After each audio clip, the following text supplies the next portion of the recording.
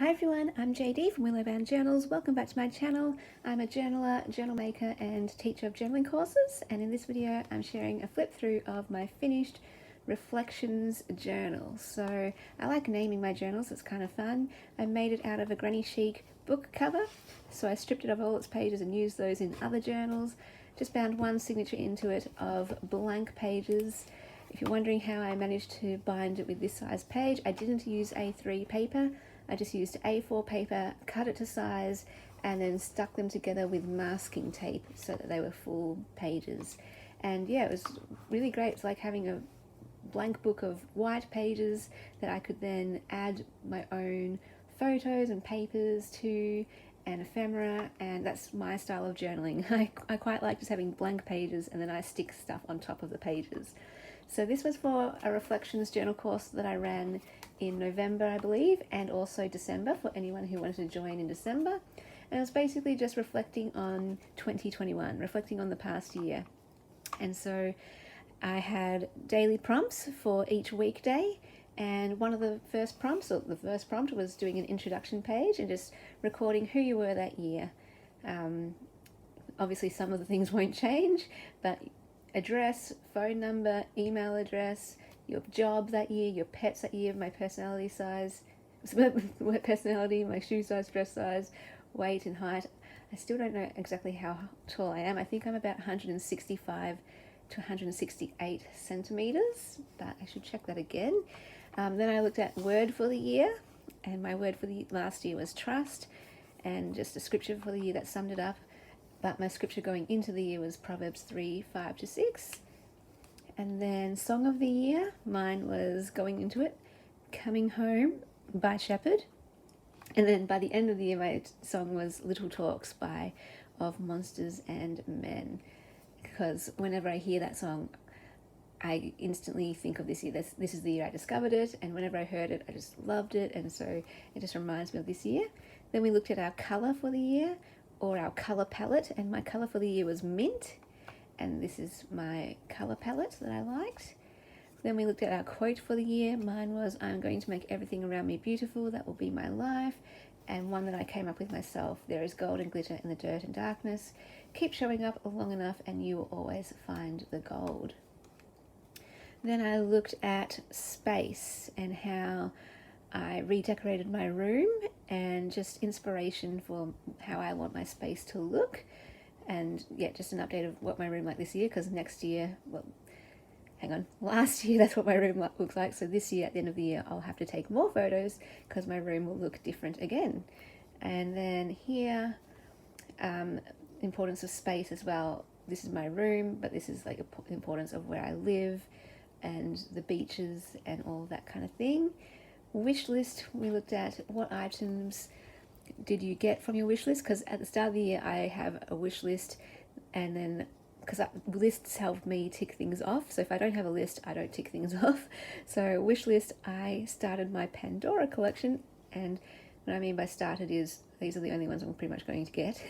I only wanted this one, I wanted that one for ages, and then this one represents, you know, how much I love tiaras and what that symbolizes to me about identity and sparkle and all that kind of thing. So I got the enchanted crown. This one I got from my grandma. She gave this to me, her last gift to me, and so yeah, that's completed. I only wanted these rings here on these 5 fingers, that's all I want, and now they are complete. Last year I went on a ring rampage apparently and got them all. This one is also very symbolic. I bought that one for me ages ago, and it's just a cheapie, but that one means the most to me aside from this one out of all of them, because that symbolizes identity and just being who you are and that kind of thing. So yeah, jewelry and sparkles have huge significance for me. And so I don't wear necklaces or earrings, so my rings are the thing that I just wear as my symbols of that. So and then the typewriter, how that's still on my wish list. Typed out my wish list here and ticked off the ones that I got, and then ones that are still there. Keanu, just every year I have to put something in there with him. I can't help it. So, but you could dedicate a page to pets, or a favourite animal that year or something like that. And he's just so cute. I love my little kitty cat, so cute. And then just moments of love. Where did you see moments of love from the year? And a things I love list from the year. Yeah, so cool. A book that you loved from the year, or a book that represents the year for you. That for me was this one. And this is one of my favourite quotes from the book. We don't know about tomorrow. All we need to know is that we love each other. So this is that Charlie Mackesy book, The Boy, the Mole, the Fox and the Horse. And then how I got back into art. So looked at creativity as a prompt as well. And how I got back into watercolour and painting. And we looked at events from the year, big events from the year. And one of my big events was taking this course by Sabrina Ward Harrison, an art course. And so these are some of the artworks that I did through that. Again, just there was a lot of creative stuff that I did last year. I had a lot of goals around creativity. And so I'm just tracking my journey of what I did creatively last year. And then we looked at our personality, because our personality can change from year to year. And I found out that this year I'm an INFJ with the Myers-Briggs Typology Indicator, MBTI. And I just wrote down the things that really spoke to me. A deep sense of idealism, takes concrete steps to realize goals. Yes, that's me with my lists and projects.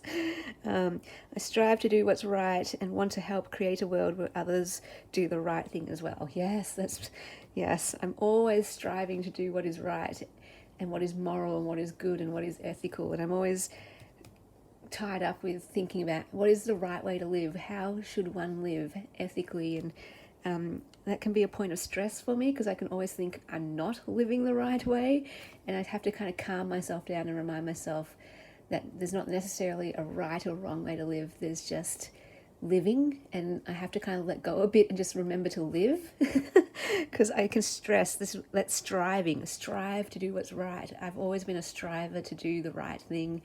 I've always been like, what are the rules? Tell me the rules so I can do the right thing and live by the rules. And if someone could just give me a guide to how to live, I would follow that. But yeah, just to stop striving and stressing and just enjoy life, just let it come and live. It's something that I constantly have to remind myself. Strengths, creativity, imagination, and sensitivity. Yeah, interesting, because I didn't usually see these as my strengths. Because I used to be an ISTJ, and so my strengths were more in the realm of getting things done and fulfilling duties, and rather than off with the fairies creating and imagining things and being sensitive to nuances and different things, I was more like a black and white thinker and we get things done kind of person. And so now that I'm an IFJ, and going on this journey of developing more of my intuition and feeling side, it's like, oh, those are strengths too. Because back when I was an ISTJ, I'm like, feelings, who needs those? Intuition, nah, that's stupid. And so now I'm like, oh no, intuition and feelings, they're actually strengths. They're actually good things. And this one about here, feel compelled to find a mission for their lives. Yes. I always feel that compulsion to find a mission for my life. You probably know and have heard that on my channel. I'm always thinking about how do I live and what am I doing and goals and projects. And so this is the INFJ. That's me. And this one really spoke to me as well. This was like yes. They care about helping and connecting with others. Yes. That's me with storytelling. I want to get to know people. I want to get to know people's hearts, and I just want to, find out who people are and uplift them and believe in them and help them. And I aim to understand myself and others. Yes, understanding. And I see magical beauty where others see the humdrum of daily life. Yes, I've always just seen awe and wonder and inspiration everywhere. And sometimes it feels like I'm going to explode because my brain and my body is just jumping with all of these things that are inspiring me. And the darkest of times, I can always find beauty there, and I can always see something good out of the darkest times. That's just always been me. So I like that.